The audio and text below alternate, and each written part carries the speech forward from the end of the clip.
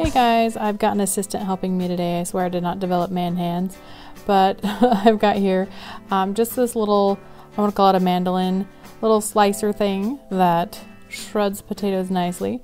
You can obviously cut them carefully with a knife, or even if you're using this, be careful. Do not chop your hands. But we're just going to go for a nice little, I don't know, this isn't shoestring, just I call them the normal size, not steak fries. You're going to soak them in cold water for 2 to 3 hours. And then drain off the water and pat them dry in a 300 Fahrenheit degree oil. You're going to fry them for about 4 to 5 minutes. You're just going to get the cooking process started. You do not want them to be all brown at this point. Then let them drain and then just chill for a little while, cool back down.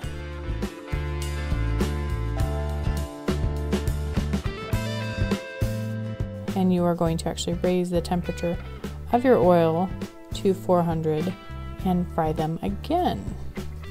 And then at this point, this is when you are going to want to do it until they are nice and golden brown. So this is how you get wonderful homemade fries, just like you would get at a nice little restaurant. And of course, as soon as you get them off, you want to salt them right away so that it sticks to that fresh oil.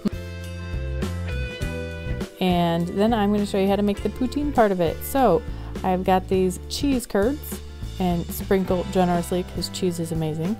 And then gorgeous, sexy brown gravy. So just some beef gravy. I use a mix. Obviously going to taste better if it's from scratch, bone broth kind of thing. Should I leave you alone with the gravy for a minute? I mean, it's pretty gorgeous. There you go. I've never been to Canada. This is as close as I get. Someday, I have a vlog channel where I do travels. I'm going to go to Canada just to try poutine. But this is pretty much it. It is hot, it is tasty, it is delicious, it is rich.